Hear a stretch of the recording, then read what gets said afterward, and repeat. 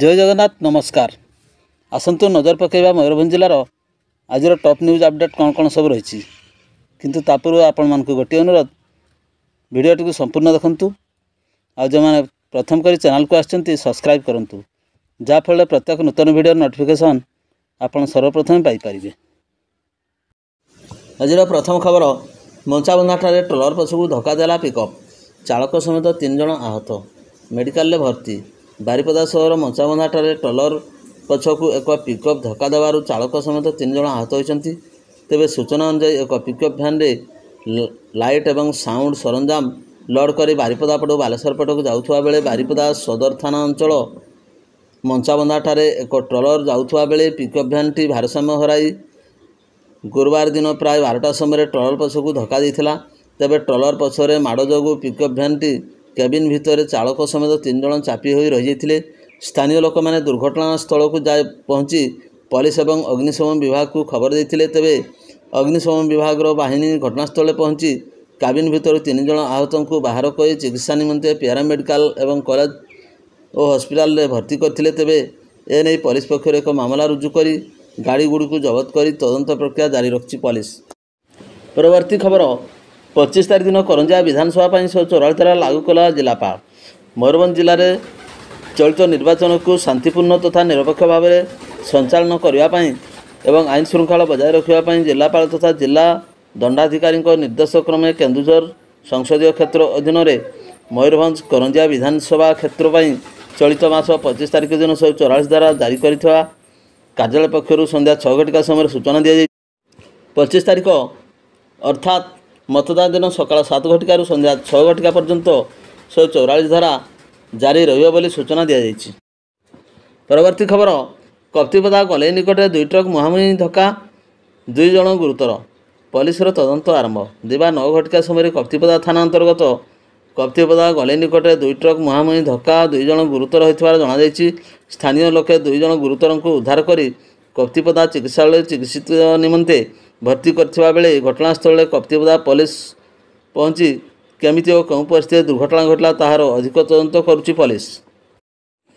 परवर्ती खबर गोरुमैसाणी ठारे पंडित रघुनाथ मुर्मूंकर जन्म जयंती पालित। अपराह्न 2टा समय गोरुमैसाणी ठारे ऑल इदुल आसारा तरफरु 120तम पंडित रघुनाथ मुर्मूंकर जन्म जयंती पालित हो जाइछि।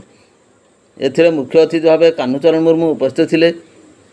सेठारे अतिथिगण पंडित रघुनाथ मुर्मू जीवन संपर्क में वक्तव्य रखिले और तांको स्मृतिचारण करथिले।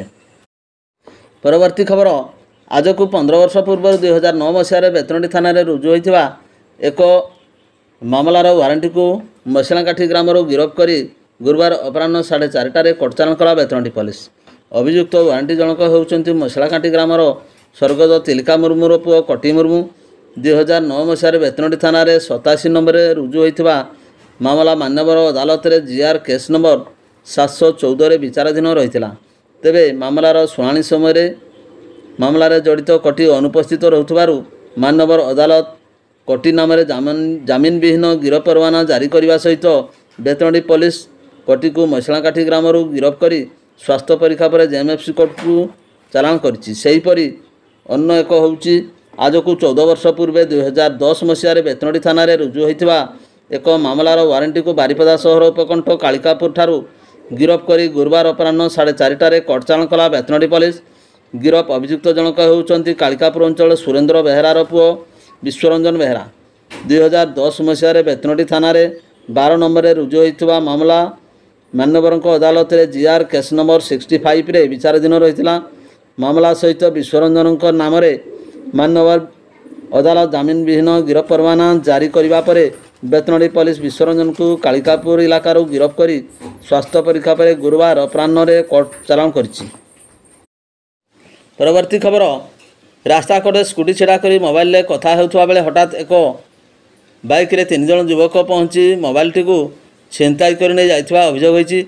ए संपर्क में महाराजा पुनर्जन वंचित महाविद्यालय पूर्वतन सहकारी अध्यापक डॉक्टर मनाली मधुस्मिता अभियोग क्रमे टाउन थाना 334/24 नंबर रे एक मामला रुजु करी अधिक तदंत करुछि पुलिस।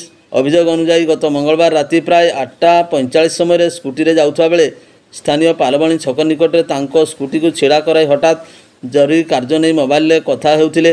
ସେହି ସମୟରେ ତାଙ୍କ ମୋବାଇଲ ଛିନତାଇ ହୋଇଥିଲା। ପରବର୍ତ୍ତୀ ଖବର, ବେତନଟୀ ଓ ବଡ଼ସାହି ତହସିଲ ଅଧୀନରେ ଥିବା ବାଲି ଖାଦାନ ସରକାରୀ ଜମିରୁ ମାଟି ବାଲି ମରମ ଅବାଧରେ ଚୋରାଚାଲାଣ ହେଉଥିବା ଅଭିଯୋଗ ହୋଇଆସିଛି। 2022 ମସିହାରୁ ସୁବର୍ଣ୍ଣରେଖା ଜଳସେଚନ ପ୍ରକଳ୍ପ ବେତନଟୀ ବାରିପଦା ତହସିଲ ଅଧୀନ ଶାଖା ଏବଂ ମୁଖ୍ୟ କେନାଲ କାର୍ଯ୍ୟ ଚାଲୁ ରହୁଥିବାରୁ ଲଘୁ ଖଣିଜ ଦ୍ରବ୍ୟର ଅବାଧ ଚୋରାଚାଲାଣ ହେଉଛି।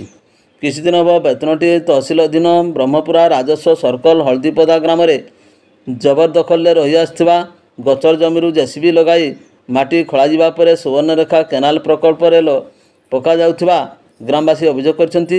ଏନେଇ ବେତନଟୀ ତହସିଲଦାରଙ୍କୁ ଅବଗତ କରାଯାଇଥିଲେ ସୁଦ୍ଧା ସେ ପୁଲିସକୁ ଜଣାଇବା ପାଇଁ ଅଭିଯୋଗକାରୀଙ୍କୁ କୁଆଡ଼େ କହିଛନ୍ତି।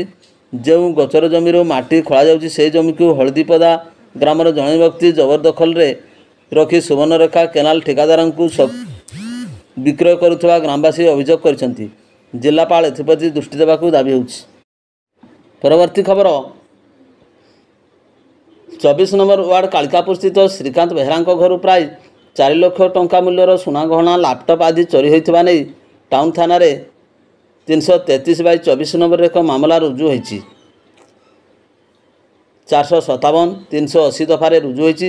ଅଭିଯୋଗ ଅନୁଯାୟୀ ଗତ ରବିବାର ରାତିରେ ଦୁର୍ବୃତ୍ତମାନେ ତାଙ୍କ ଘରୁ ଏକ ଲାପଟପ୍ ସହିତ ଆଲମିରାରୁ ନଗଦ 5,000 ଟଙ୍କା, ସୁନାହାର, ସୁନାପଲା, ସୁନାବଳା, ସୁନା କଏନ୍, ରୂପା କଏନ୍ ଏବଂ ସୁନାଗହଣା ଆଦି 4 ଲକ୍ଷ ଟଙ୍କାର ସାମଗ୍ରୀ ଚୋରି ହୋଇଥିବା ନେଇ ଶ୍ରୀ ବେହେରାଙ୍କ ପକ୍ଷରୁ ସୂଚନା ମିଳିଛି। ପରବର୍ତ୍ତୀ ଖବର, ରାଜ୍ୟର କଳାକାର କଲ୍ୟାଣ ଯୋଜନା ମାଧ୍ୟମରେ ବିଜେଡ଼ି ଅନେକ ଯୋଜନା କାର୍ଯ୍ୟକାରୀ କରିଥିବାରୁ ଗ୍ରାମାଞ୍ଚଳ କଳାକାରମାନେ ଜୀବନ ଜୀବିକା ଉତ୍ସ ପାଇଛନ୍ତି। ବିଭିନ୍ନ ସରକାରୀ ଯୋଜନାର ପ୍ରଚାର ପ୍ରସାର ପାଇଁ ସରକାର କଳାକାରମାନଙ୍କୁ ନିୟୋଜିତ କରି ଲୋକମାନଙ୍କ ମଧ୍ୟରେ ସଚେତନତା ସୃଷ୍ଟି କରିଥିବାର ସଫଳ ହୋଇଛନ୍ତି। 2019 ସାଧାରଣ ନିର୍ବାଚନ ସମୟରେ କଳାକାର ସଂଘ ମାଧ୍ୟମରେ ଦଳ ଶୋଭାଯାତ୍ରା, ପଥପ୍ରାନ୍ତ ନାଟକ ଆଦି କରି ବେଶ୍ ସଫଳତା ପାଇଥିବା ବେଳେ ଚଳିତ ନିର୍ବାଚନ ଇସ୍ତାହାରରେ ମଧ୍ୟ କଳାକାର ଗୋଷ୍ଠୀମାନଙ୍କୁ ଆହୁରି ସଶକ୍ତ କରିବା ପାଇଁ ପ୍ରତିଶ୍ରୁତି ଦେଇଛି। ଚଳିତ ନିର୍ବାଚନରେ ବିଜେଡ଼ି ନିଜର ସାଂସ୍କୃତିକ ସମ୍ପନ୍ନୀୟ ପ୍ରମୁଖ ମାଧ୍ୟମରେ ଗାଁ ଗାଁରେ କଳାକାରମାନଙ୍କୁ ନେଇ ଦଳୀୟ ପ୍ରଚାର କାର୍ଯ୍ୟକ୍ରମ କରିବା ପାଇଁ କଳାକାରମାନଙ୍କୁ ଆଶ୍ୱାସନା ଦେଇଥିଲେ ମଧ୍ୟ କାର୍ଯ୍ୟକାରୀ କରିବାରେ ଅବହେଳା ପ୍ରଦର୍ଶନ କରିଥିବା ନେଇ ବିଭିନ୍ନ ସ୍ଥାନରେ କଳାକାର ଅସନ୍ତୋଷ ଜାହିର କରିଛନ୍ତି। ନିର୍ବାଚନ ପ୍ରଚାର କାର୍ଯ୍ୟକ୍ରମ ପାଇଁ ମନୋନୀତ ହୋଇଥିବା ସାଂସ୍କୃତିକ ଦଳ ତଥା କଳାକାରମାନଙ୍କର କୌଳିକ ବୃତ୍ତି ଏବଂ ରୋଜଗାର ଉପରେ ଦଳର ନିଷ୍ପତ୍ତି ପ୍ରଭାବ ପକାଇଥିବାରୁ ମୟୂରଭଞ୍ଜ କଳାକାର ସଂଘ ପକ୍ଷରୁ ଭୋଟ ବର୍ଜନ ପାଇଁ ନିଷ୍ପତ୍ତି ହୋଇଥିବା ସଂଘର କରଞ୍ଜିଆ ଶାଖା ସଂଯୋଜକ ସୁଶାନ୍ତ କୁମାର ନାୟକ ପ୍ରକାଶ କରିଛନ୍ତି। ଭିଡ଼ିଓଟିକୁ ଶେଷ ପର୍ଯ୍ୟନ୍ତ ଦେଖିଥିବାରୁ ଅନେକ ଅନେକ ଧନ୍ୟବାଦ।